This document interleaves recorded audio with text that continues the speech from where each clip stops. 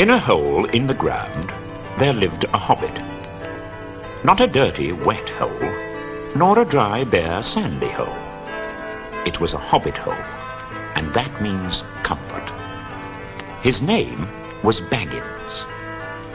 The Bagginses had lived in the neighborhood of the hill from time out of mind, and people considered them very respectable because they never had any adventures or did anything unexpected.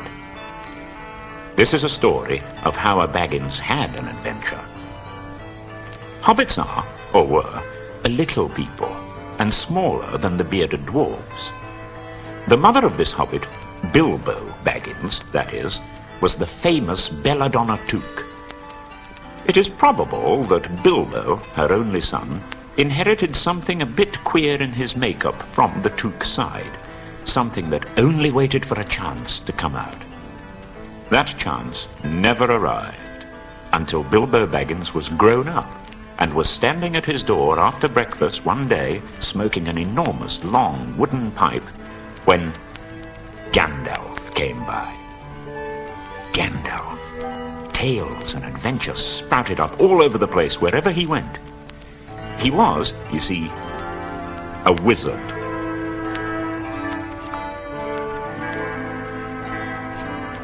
"Good morning," said Bilbo. Gandalf looked at him. "What do you mean?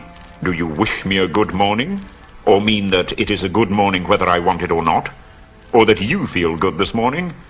Or that it is a morning to be good on?"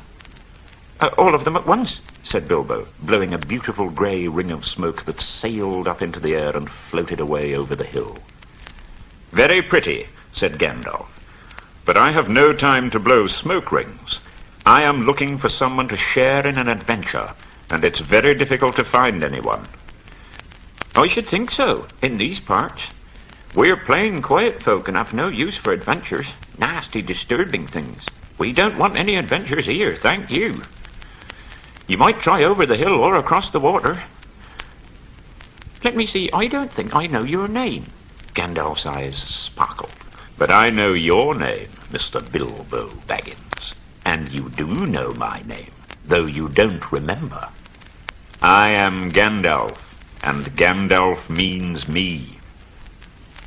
"Gandalf. Gandalf. Good gracious me.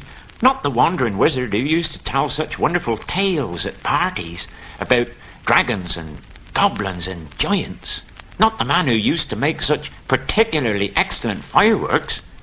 I beg your pardon." "I will give you what you asked for." "I beg your pardon. I haven't asked for anything." "Yes, you have. Twice now. My pardon. I give it to you. In fact, I will go so far as to send you on this adventure. Very amusing for me, very good for you, and profitable too, if you ever get over it." "I don't want any adventures, thank you. But please come to tea any time you like. Why not tomorrow? Goodbye." With that, the hobbit turned and scuttled inside his round green door and shut it as quickly as he dared, not to seem rude. Wizards, after all, are wizards. Gandalf stood outside the door, laughing quietly. Then, with a spike on his staff, he scratched a queer sign on the hobbit's beautiful green front door. Then he strode away.